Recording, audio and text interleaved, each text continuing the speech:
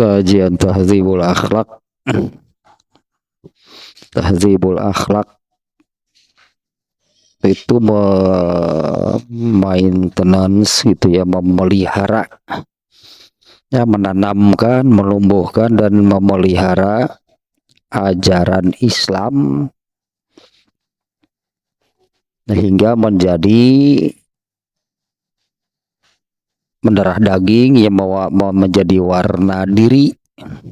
Apabila sudah demikian, itulah yang disebut al-akhlakul karimah.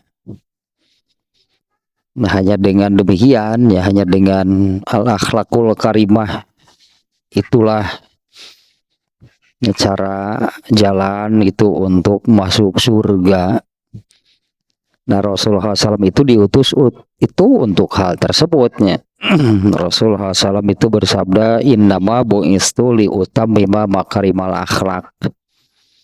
Hanyalah aku ini diutus untuk menyempurnakan makarimul akhlak atau al-akhlakul karimah. Nah, dengan cara seperti itulah berakhlakul karimah. Ya, berakhlakul dengan cara berakhlakul karimah, itulah ya, cara untuk masuk surga. Nah, di antara hal terpenting ya untuk mentahzib, untuk memelihara akhlaknya hingga tercapai akhlakul karimah itu, salah satu unsur pentingnya adalah membersihkan, ya, membersihkan, menyingkirkan penyakit-penyakit yang bisa mengganggunya. Jadi untuk menumbuhkan dan memelihara akhlak itu ya, ini ada hama, ini ada hamanya, ada penyakitnya. Salah satu unsur penting adalah ya, kalau ibarat tumbuhan, kalau supaya tumbuhan itu tumbuh dengan subur hingga berbuah dengan baik, dengan lebat, ya harus dibersihkan segala hamanya, segala penyakitnya, benalu kah, ulat kah, apalah gitu. Nah ini nih penyakit hati itu apa namanya, hal-hal yang akan mengganggu tercapainya al-akhlakul karimah. Nah, makanya ini harus dibuang, dibersihkan, disingkirkan itu ya, nih penyakit-penyakit hati. Nah, yang ke-14 nya baru pertemuan yang lalu nya kita masuk ke penyakit hati nomor 14, yaitu al-hiqdu. Al-hiqdu ya, bahasa kitanya dendam. Sebagai penyakit hati ini ya, dendam sebagai penyakit hati ini. Al-hiqdu atau dendam sebagai penyakit hati. Ya, seperti yang baru saya sampaikan, penyakit hati ini hama gitu. Hama nih yang bisa mengganggu tercapainya al-akhlakul karimah.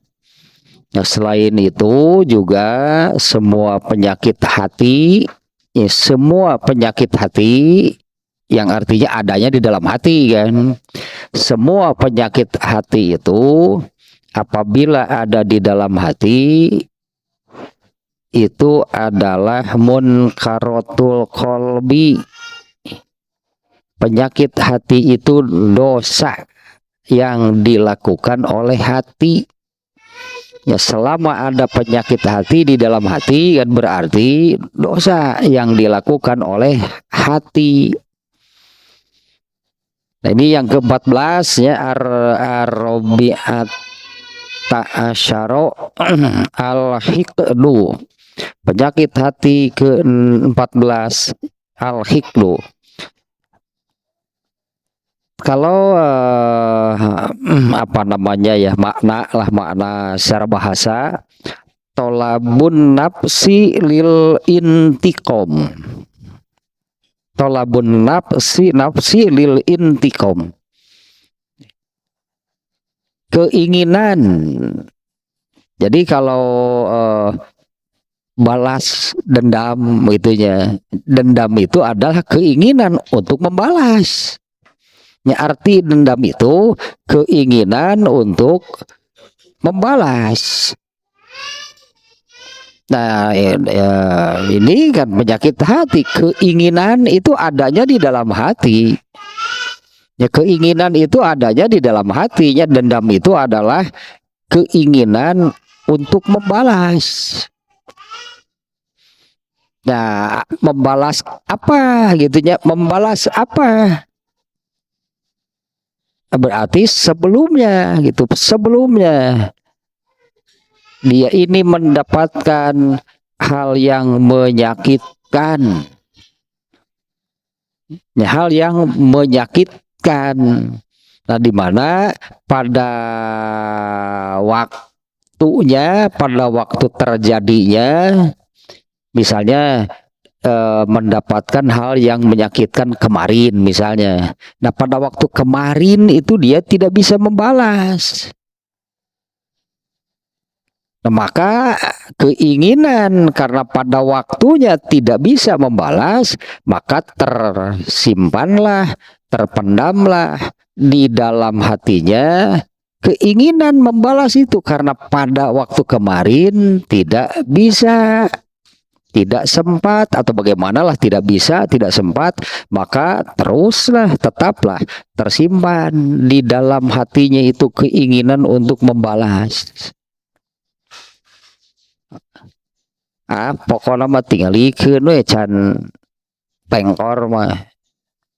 Begitu misalnya terus saja keinginan itu tidak hilang. Misalnya demikian lah gitunya bahasa Sunda mah tinggal ikan we can pajet mah. Nah, itu di dalam hatinya terus. Itu bisa lama, bisa bertahun-tahun keinginan untuk membalas. Ya karena sebelumnya berartinya mendapatkan sesuatu yang menyakitkan, di mana pada waktu mendapatkan hal menyakitkan itu dia tidak bisa membalas. Nah, tersimpanlah keinginannya untuk menyakitkan. Nah, itu dendam. Nah, ternyata itu penyakit hati. Ya, atau tepatnya di sini kemarin ya.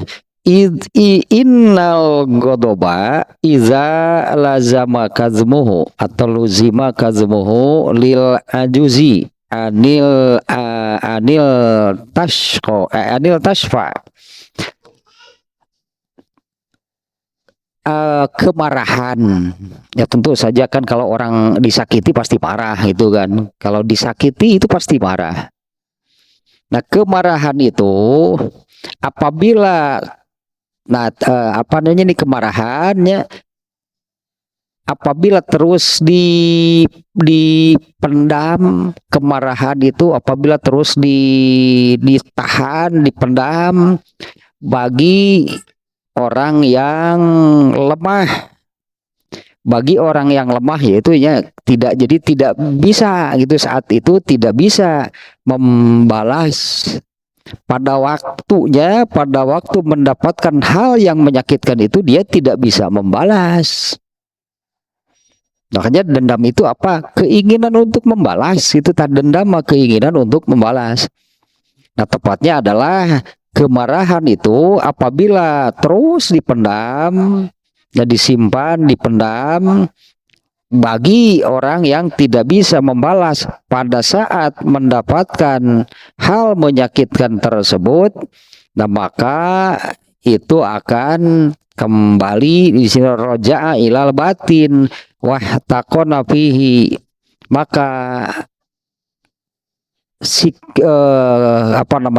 kemarahan, keinginan membalas hal yang menyakitkan yaitu karena tidak bisa dijalankan atau tidak bisa dilakukan, itulah ya, tidak bisa dilakukan, maka akan kembali ke dalam dirinya, ke dalam hatinya, dan tersimpanlah di dalam hatinya. Fasoro hikdan. Nah, jadilah. Nah, itulah yang disebut dengan dendam.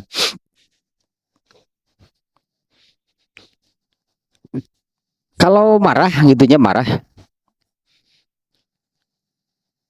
orang yang apa namanya ya, orang yang kemarin ayatnya kan ayat 100 Ali Imran 135 ayat 135 134, yaitu orang-orang yang mampu menahan marahnya mendapatkan sesuatu yang sebetulnya dia bisa marah. Kalau ayat ini masih jauh dari belum ke dendam sih. Kalau ayat ini belum ke dendam. Kalau Ali Imran 134 ini orang yang mampu menahan kemarahannya. Nah, artinya contoh yang ringan-ringan lah gitu, misalnya yang ringan-ringan.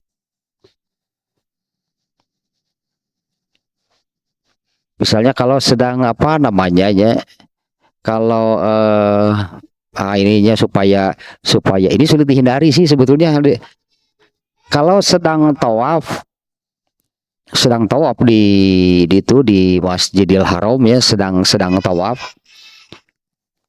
Nah, di mana kondisinya penuh. Tanuk itu disebutnya teh lamun kabadug, nah atuh di situasi gitu kabadug mah kudu sih karena teh bukan wajar lagi. Nah, sedang tawaf itu suka banyak yang apabila tersenggol, marah sampai bertengkar, ayah teh yang seperti itu ada itunya yang ya beda negara, beda bahasa, terusnya sih disentak bari dua nana tengah arti. Nu ya ngamak, nu itu ngamak. Nah, misalnya kalau memang situasinya seperti itu, ya sedang tawaf, di mana kondisinya sangat padat, bahkan untuk melangkah saja susah, terus kabadug, ini asa wajar pisan gitu kan kalau terjadi tersenggol orang dalam situasi seperti itu.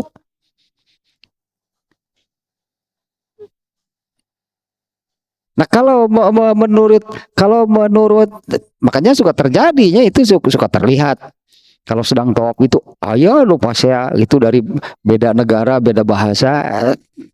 Nah, karena seperti itu, karena tersenggol gitulah.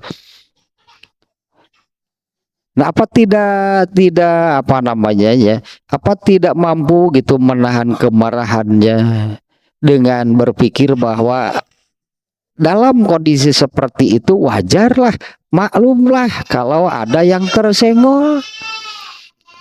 Ya maklum, mun aya nu kabadug batu dina situasi gitu.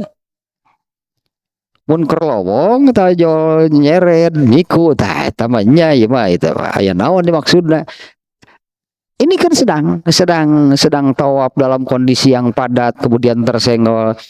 Nah, eta mah ayatna nu tadi nu eta mah nu wal kaziminal goizo. Dia mampu menahan kemarahannya. Kan dengan memunculkan dalam pikiran ngabadug, baik kabadug meureunnan bisa jadi ke urang kabatur kan ngabadug gitu. Kaseredkeun kudu tukang ngabadug ka ditu, teu aneh di ditu teh. Ya kalau sedang tawaf itu ya. Tano eta mah tidak apa namanya, kalau ayat Ali Imran 134 itu bukan ayat dendam, itu tentang marah. Nah, kalau dendam itu di sini kemarahan sebetulnya memang nih berawalnya dari sana. Kemarahan apabila dipendam atau tidak bisa gitu ya, tidak bisa apa namanya dikeluarkan. Nah, di antara penyebabnya adalah karena orang yang disakiti atau dizolimi disebutnya ya, orang yang disakiti dizoliminya ini orang yang lemah sehingga tidak memiliki kekuatan, tidak memiliki keberanian untuk apa namanya menumpahkan, melawan lah, anggap itunya melawan, menumpahkan kemarahannya. Nah, maka ya dipendamlah di dalam hatinya, tapi di dalam hatinya itu sebetulnya ada keinginan untuk membalas. Ya, ada keinginannya untuk membalas di dalam hatinya. Tatah dendam mah gitunya, keinginan untuk membalas. Awalnya dari pasti ada rasa marahnya karena disakiti. Ketika mau membalas itunya dia tidak punya keberanian, tidak punya kesanggupan, tidak punya kemampuan karena memang posisinya lemah. Ya kalau saya contohkan kemarin kan yang dizolimi sedemikian rupa itu misalnya dulu Bani Israel ditindas oleh Firaun, mereka bisa apa? Karena dalam posisi yang lemah, bahkan kan sampai sampai apa namanya dikejar-kejar dengan Nabi Musa dan Bani Israel itu kan yang dikejar-kejar oleh Firaun dan apa namanya dan pasukannya. Nah, padahal kan Bani Israel ini selama di bawah kekuasaan Firaun kan ini sudah banyak mendapatkan hal yang menyakitkan.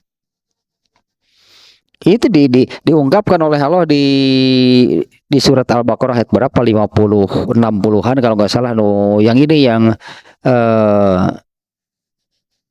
yasumunakum su'al azab. Saya ingat kata-kata tersebutnya yasumunakum su'al azab. Ya Allah menggugah Bani Israel. Ya ingatlah nikmat Allah. Ingatlah ketika Allah menyelamatkan kalian itu dari kekejaman Firaun. Ya, ketika atau sebelumnya di mana sebelumnya Firaun itu yasumunakum su'al azab ayat seberapa itu? Ayat 49. Al-Baqarah 49. Ini contohnya nih ya di mana dalam posisi lemah itunya, dalam posisi lemah disakiti sedemikian rupa, bahkan kan anak-anak laki-laki Bani Israel itu dibunuh semuanya oleh Firaun, anak-anak perempuannya dibiarkan hidup. Apa itu tidak menyakitkan? Sangat menyakitkan sebetulnya kan, tapi bisa apa? Karena dalam posisi yang lemah, mereka tidak punya kemampuan gitunya untuk untuk membalas perlakuan kekejaman Firaun. Nah, yang namanya dendam itu adalah menyimpan keinginan untuk membalas, untuk balas menyakiti, itulah keinginan untuk menyimpan di dalam hatinya keinginan untuk balas menyakiti. Nah, ini ayat 49 nih ya. Auzubillahiminasyaitonirrajim. Wa iz najjaynakum min ali fir'auna yasumunakum su'al azab. Dan ingatlah ketika kami menyelamatkan kamu dari Firaun dan pasukannya. Yasumunakum su'al azab yuzabbihuna abna'akum wa yastahyuna nisa'akum. Mereka menimpakan siksaan yang sangat berat kepadamu, mereka menyembelih anak-anak laki-lakimu dan membiarkan hidup anak-anak perempuanmu. Nah, karena Bani Israel berada dalam posisi yang lemah. Gitu, ini itu contoh penindasan lah gitunya dan menyakitkan. Pastikan Bani Israel itu apa namanya jelas tersakiti, mereka pasti marah besar gitu ya. Tapi kan mereka tidak bisa membalas karena dalam posisi yang lemah. Ini belum ke apa namanya salah nggak gitu kalau Bani Israel itu menyimpan kemarahan, salah nggak kalau Bani Israel itu ingin membalas gitu rasa sakit hatinya? Ya karena kan Firaun dan pasukannya menyakiti Bani Israelnya kan sedemikian rupa, sedemikian besarnya. Masa sih tidak boleh? Kunci orang itu, masa tidak boleh? Masa salah kalau itunya kalau memiliki, kalau ingin membalas? Bahkan mungkin banyak Bani Israilnya yang berpikir saya ingin membunuhnya kalau bisa. Nah, salah nggak kalau di dalam dalam hati Bani Israel itu ada hal seperti itu? Nah sekarang nih hukumnya, nah ini baru ternyata nih hukumnya.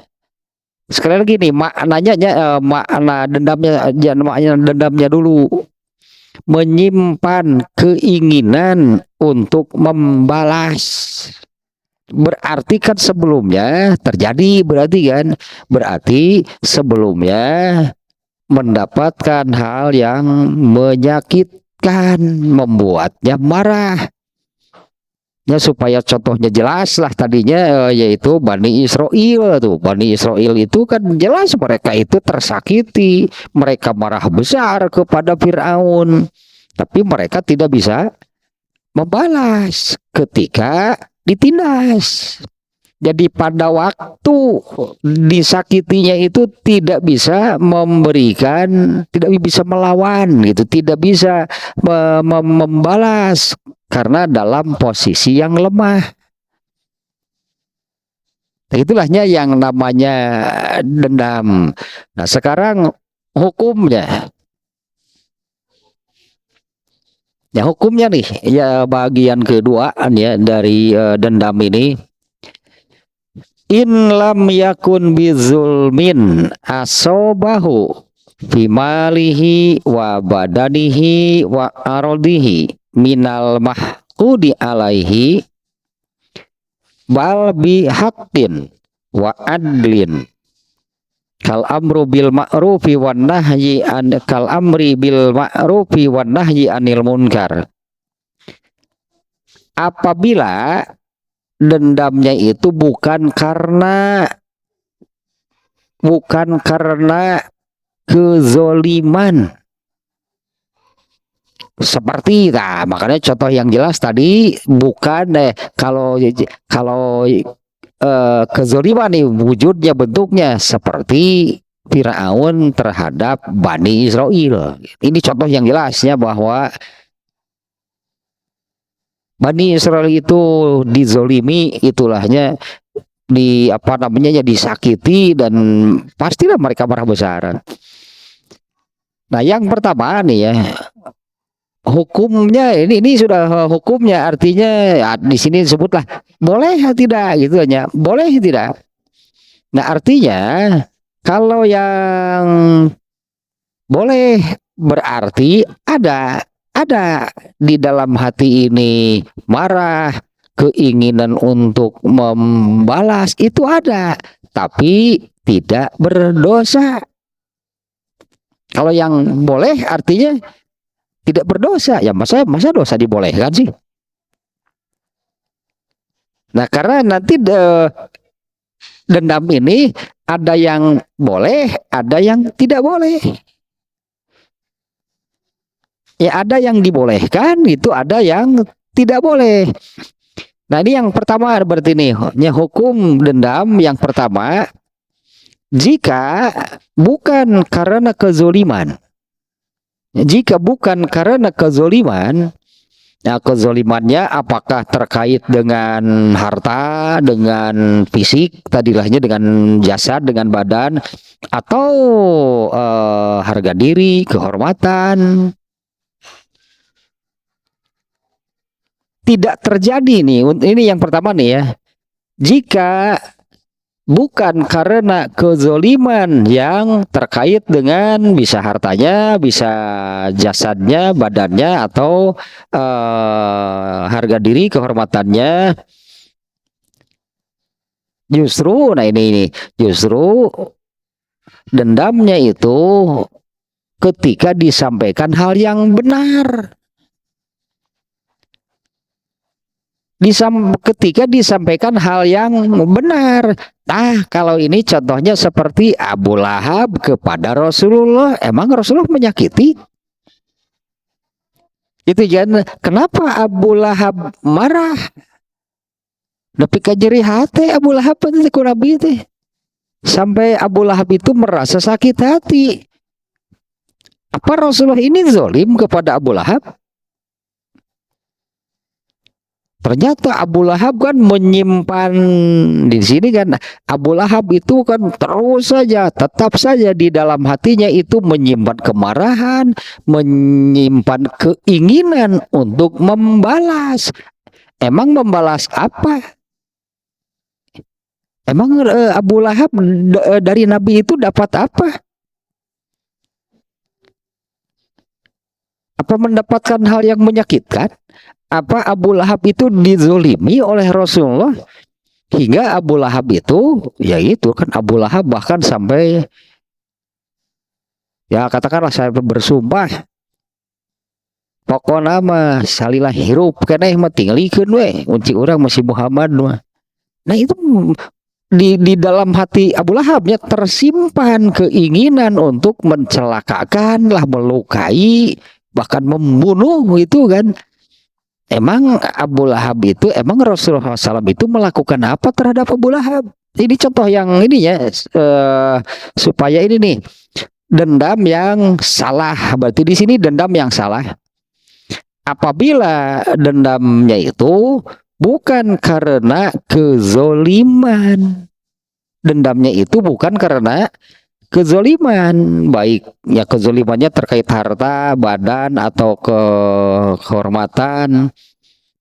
Akan tetapi dendam menyimpan kemarahan, ingin melakukan pembalasan, ingin menyakiti, yaitu justru karena al-haq dan al-adlu. Emang ayah gitu no, iya banyak pasti. Emang ada yang seperti ini? Seperti Abu Lahab lah gitu. Rasulullah SAW itu menyampaikan al-haq, menyampaikan al-adlu, menyampaikan yang benar. Tapi apa sih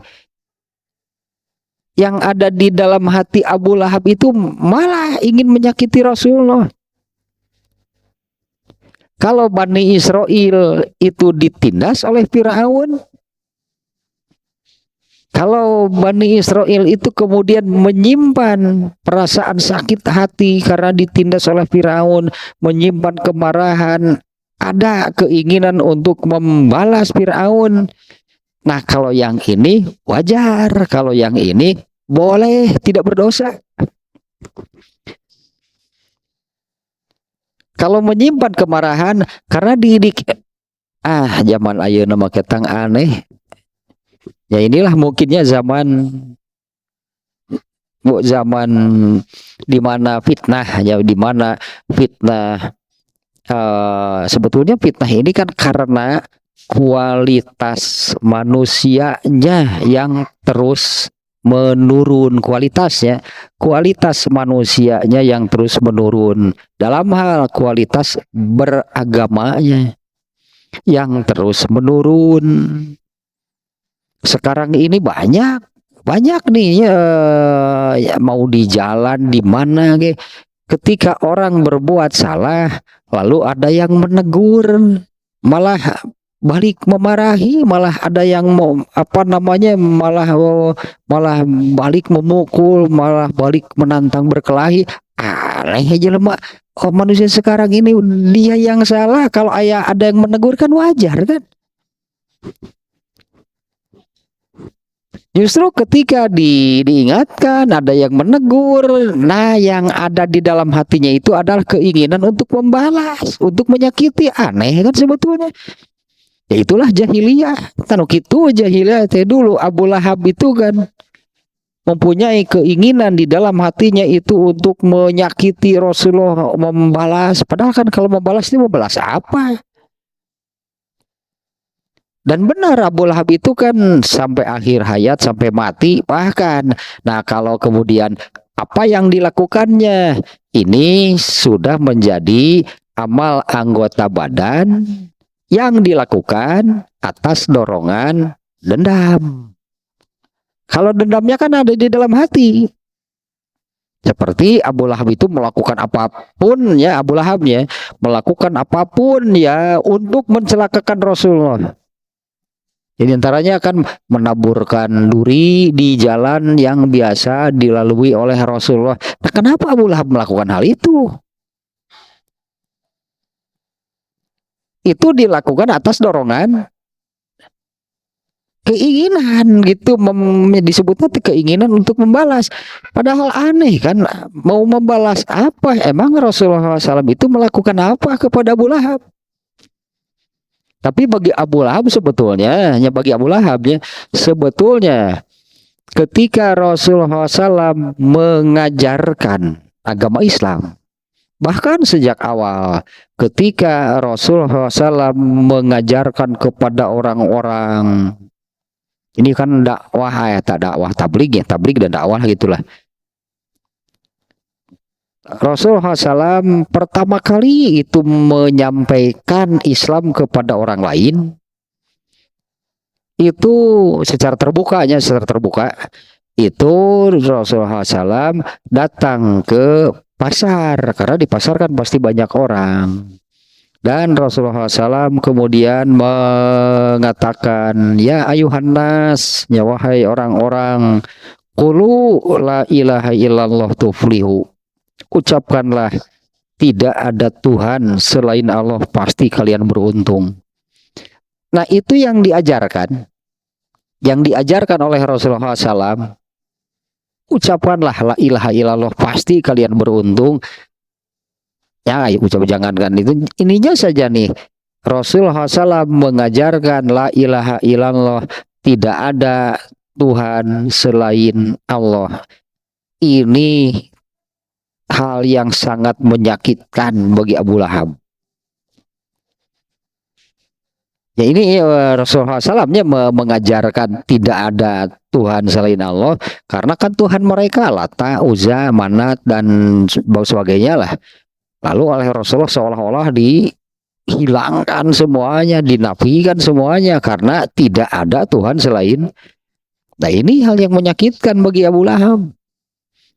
Nah tapi kan menyakitkannya itu ketika sebetulnya yang disampaikan oleh Rasulullah itu adalah al-haq, al-adlu, itulahnya kebenaran yang sesungguhnya. Apa Rasulullah SAW itu menzolimi Abu Bakar itu karena misalnya terkait hartanya? Enggak. Terkait fisiknya? Enggak. Terkait kehormatannya? Enggak. Rasulullah SAW itu menyampaikan kebenaran, menyampaikan al-haq. Nah maka apabila ketika ada yang menyampaikan, katanya ketika ada yang menyampaikan ajaran agama Islam, ketika menyampaikan kebenaran al-haq, tapi malah bersikap seperti Abu Lahab, justru yang ada itu malah marah dan malah terus menyimpan keinginan. Meskipun tadinya banyak nih ditemukan itunya, banyak ditemukan itulah zaman sekarang ini orang yang dia melakukan kesalahan, tapi apabila ditegur, apabila dikoreksi, diingatkan, apalagi kalau dimarahi, malah balik marah, malah kemarahannya itu lebih besar. Nah, biasa ada sok mengatakan cicing pilunting kumaing suka nu kitu tah. Mestinya kan kalau ada yang mengingatkan, menegur itu era atau udah jelas aya begening era teh jelas ada yang tahu bahwa dia berbuat salah. Berbuat kesalahan itu sebetulnya malu. Seharusnya apabila berbuat salah lalu ketahuan orang kan mestinya malu. Jadi ya henteu. Jadi mungkin nih hal ini jadi banyak terjadi ketika diingatkan, ketika disampaikan al-haq, kebenaran, seperti Abu Lahab lah, bukannya menerima, justru yang ada malah tidak suka, malah benci, malah marah, dan terus kemudian itu setelah marah di dalam hatinya tersimpan keinginan untuk menyakitinya. Nah, kalau dendamnya itu karena hal tersebut, maka itu haram dalam artinya kalau benar saja dendam. Nah, inilah berarti selama rasa dendamnya itu ada di dalam hati, maka selama itu berdosa. Karena itu dendam yang tidak dibenarkan. Karena sebetulnya kan orang yang menyimpan di dalam dendam di dalam hatinya ini, dia kan tidak dizulimi, dia tidak disakiti, justru diingatkan, ditegur, dikoreksi, diberitahu hal yang benar, tapi malah marah, tapi malah dendam. Siana mah pedah kanyahoan goreng nah eta kanyahoan goreng nah kanyahoan salahna. Apalagi nih mungkin seperti Abu Lahab juga, karena dia kan seorang tokoh. Ya karena dia kan seorang tokoh. Karena Abu Lahab itu kan pemimpinnya kaum Quraisy, pemimpin orang-orang jahiliyah.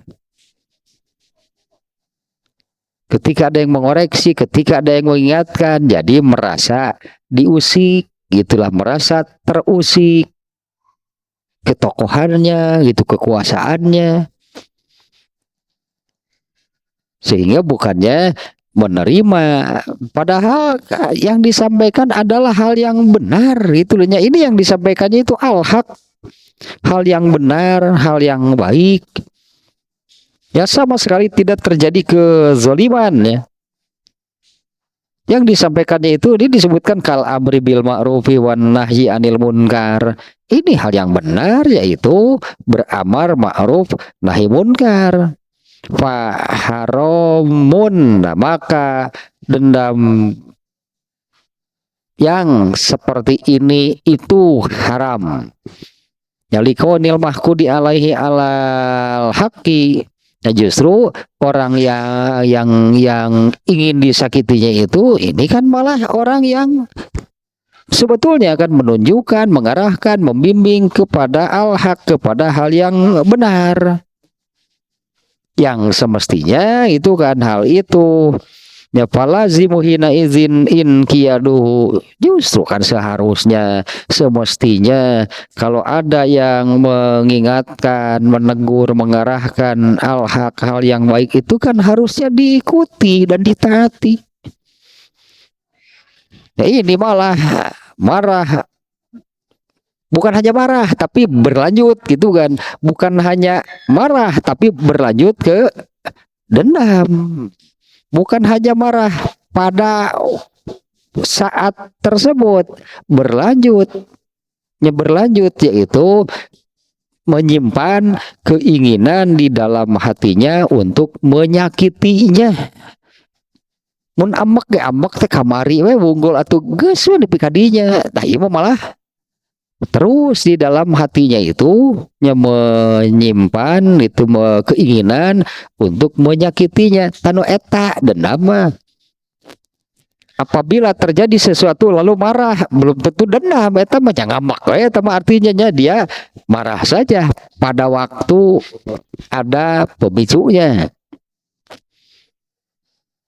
Meskipun kalau tidak marah lebih baik, gitulah. Meskipun kalau tidak marah itu lebih baik. Lalu tadi lah nuker tawaf ke Bandung, emang kudu ngamek, satu kudu ngamek dapat kerpas sedek atuh ngaranna ge gitu ya. Kenapa mesti marah? Nah, padahal sering terjadi kalau misalnya kalau sedang tawaf ayo nggak Bandung der urang ngamek, itu sering. Nanti kita ini ada yang menyeret, lalu kita menyenggol orang, kayak orang yang dicarekan ku itu. Gitu, tekerto apa? Nah, yang seperti itulah mestinya. Nah, kalau di itu mestinya tidak marah gitulahnya. Atau ngamek atau udah memang dalam situasi yang seperti itu. Nah, kalaupun marah sesaat misalnya ya, kalau marah sesaat ya sudah lah, Jangan terus menyimpan keinginan aing di badug sih ke urang teh eta terus we dina hatena teh salila keur tawaf teh sugana panggih deui jeung si eta rek ngahaja we di siku tah eta mah dendam eta mah berarti itunya menyimpan keinginan untuk menyakiti lah itu sebut dendam nih. Nah ada yang boleh ini yang jelas tidak boleh nih. Kenapa malah marah? Awalnya pasti dari sana. Kenapa malah marah? Kenapa malah menyimpan keinginan untuk menyakiti orang yang mengingatkan, orang yang mengarahkan, orang yang menyampaikan kebenaran. Itu contoh yang pas mana seperti Abu Lahab kepada Rasulullah. Aneh kan? Kenapa malah ingin menyakiti? Ketika Rasulullah SAW menyampaikan al-haq. Itu yang pertama niat dendam yang ini haram apabila artinya haram itu kan apabila gitu ya. Dendam karena hal seperti ini. Nah itulah yang apa namanya perasaan ingin menyakiti orang yang menyampaikan kebaikan. Itu kan berartinya yang ini yang tidak boleh. Nah maka selama perasaan itu ada di dalam hati maka ya itulah yang menjadi dosa. Bahkan meskipun di luar ini yang kemarinnya dalam kitabul iman ini yang saya ingat ya baru-baru ini kitabul iman ya bab ini hubbul ansor minal iman. Itunya mencintai kaum ansor itu bagian dari iman. Mencintai kaum ansor. Kaum ansor itu siapa? Kaum ansor itu adalah orang Madinah yang menolong Rasulullah SAW dan para sahabat ketika mereka hijrah dari Mekah ke Madinah. Sampai di Madinah ditolonglah oleh orang Madinah. Nah kemudian Rasulullah menyebut mereka itu adalah ansor, artinya adalah yang menolong. Nah ternyata oleh Islam mencintai mereka kaum ansor itu dimasukkan, dijadikan bagian dari iman. Kaum ansornya iyalah itunya yaitu yang karena mereka yang langsung kan dulu menolong Nabi dan para sahabat. Nah tapi di sana substansinya adalah wajib mencintai siapapun orang yang menolong. Itunya wajib ya mencintai orang yang menolong, orang yang memperjuangkan Islam. Dan ternyata mereka pun bukan hanya menolong kan kaum ansor ini, ya kaum ansor ini juga yang kemudian ikut terlibat dalam memperjuangkan atau berjuang menegakkan Islam. Nah, itu wajib mencintai orang-orang yang gitulah yang berjuang, berjuang menegakkan ajaran Islam. Itu bagian dari iman. Justru aneh kan? Justru aneh. Kenapa orang kalau ada orang yang dia ini berjuang lah menegakkan, menyebarkan, menghidupkan Islam, aneh kalau kepada orang seperti ini malah benci. Kan aneh kan kalau kepada orang seperti ini malah benci. Atau sih Abu Lahab pun gitu mah, seperti Abu Lahab kepada Rasulullah. Yang benar adalah seperti itu ya substansinya tadinya kalau hadisnya khusus tentang kaum Ansor. Nah di mana mencintai orang-orang yang berjuang lah sebutnya menghidupkan, menegakkan agama ajaran Islam itu wajib. Yang mencintai kaum Ansor, yang mencintai orang-orang yang menegakkan ajaran Islam itu wajib. Nah kalau malah membenci orang-orang yang seperti itu, ya Abu Lahab kan dulu seperti itu kepada Rasulullah. Nah kemudian satu lagi nih, sedikit lagi nih. Jadi satu aja yang barusan haram gitu hukumnya. Apabila menyimpan keinginan untuk menyakiti itu kepada orang yang menyampaikan al-haq. Jangankan dendam, marahnya saja sudah salah. Marah itu aja marah ketika ada orang menyampaikan kebenaran, ketika ada orang menyampaikan al-haq. Lalu kita marah, itu kan marahnya saja salah. Apalagi kalau dilanjutkan, berlanjut ke dendam. Marahnya saja sudah salah.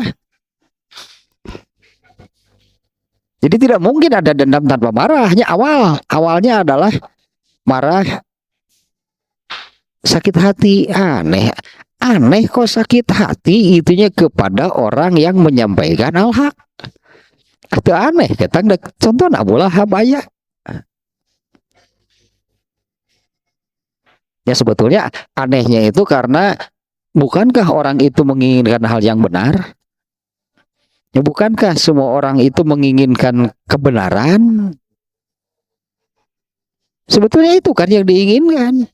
Tapi ketika ada orang yang menyampaikan kebenaran tersebut malah marah, ya aneh sebetulnya. Nah yang kedua, wa in kana bizulmin asabahu minhu. Apabila ini kita gambarkan Bani Israel nih kalau yang kedua nih. Apabila dendamnya itu karena kezoliman yang menimpanya, falaisa biharomin. Nah maka ini tidak haram. Tapi kan bukan tergantung sih nanti apa mau terus gitu disimpan di dalam hati atau mau ya sudahlah gitulah, ya sudahlah dikeluarkan saja perasaan ingin gitu membalas menyakitinya, ingin menyakitinya itu buang saja. Nah meskipun kalau hal seperti ini ya falaisa biharomin, kalau memang karena ada kezoliman maka itu tidak haram. Bal min qabilil bagdi fillahi. Akan tetapi ini harus menjadi bagian dari marahnya pun karena Allah. Idenya marah karena Allahnya itu kenapa? Karena terjadi kezoliman. Karena terjadi kezoliman. Sebetulnya kezoliman itu apabila melihat kezoliman, artinya apakah kezoliman itu dikenakan kepada kita misalnya ya, atau kepada orang lain, tapi kita melihat. Artinya apabila kita melihat terjadi suatu kezoliman, kita ini marah. Eta marah karena Allah, padahal yang kena zolimnya bukan kita. Ya padahal yang dizoliminya bukan kita, tapi kita menyaksikan, kita melihat ada terjadi suatu kezoliman, lalu kita marah. Eta marah karena Allah. Benar, apabila melihat kezoliman harus marah.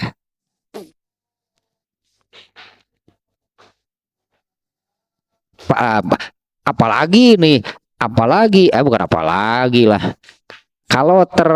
Kalau kezoliman itu terjadi kenanya kepada kita, lalu di dalam diri kita ini ada keinginan untuk membalas.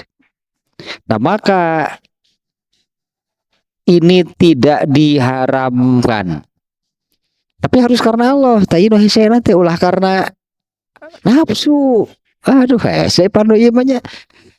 Jadi karena Allahnya itu bagaimana? Karena Allahnya itu saya ingin membalas kezolimannya untuk menghentikan kezolimannya. Tak karena Allah mah. Saya ingin membalasnya, ingin melakukan satu tindakan atas kezolimannya itu untuk menghentikan kezolimannya. Kalau karena ngaguguna semua pan tadi pokoknya mah tinggal ikeun can pengkor masih aku aing. Nah, pokoknya mah can pejet mah tinggal ikeun we. Can merengkel mah tah eta mah nafsu.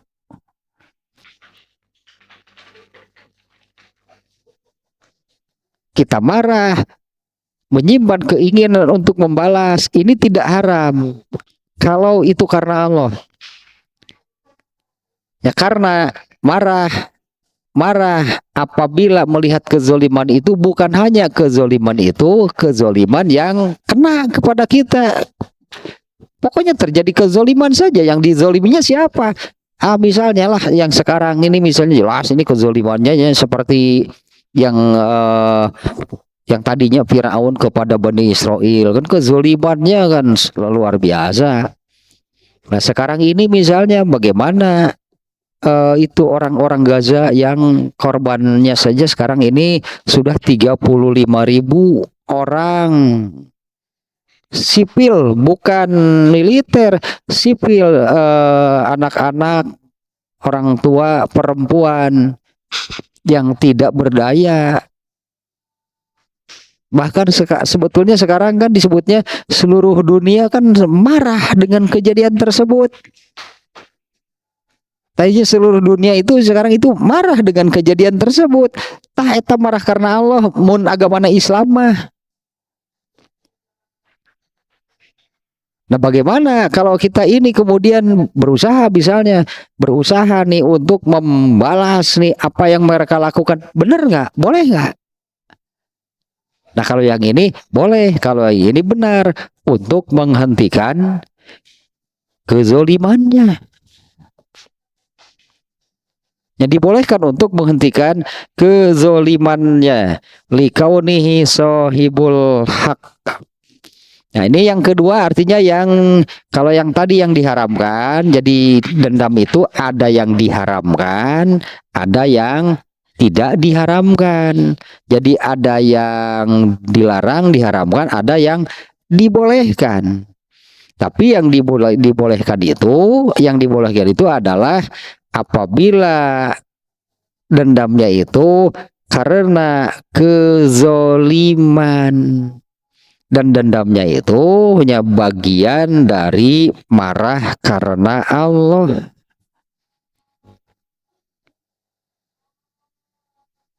Jadi apa yang dari dirinya itu tidak ikut terlibat. Ini semata-mata kezoliman harus dihentikan. Itulah marah itu melihat kezoliman. Karena kezoliman itu harus dihentikan. Tak karena Allah. Itu benar. Kalau di dalam diri kita itu ada keinginan. Ini kan dendam itunya.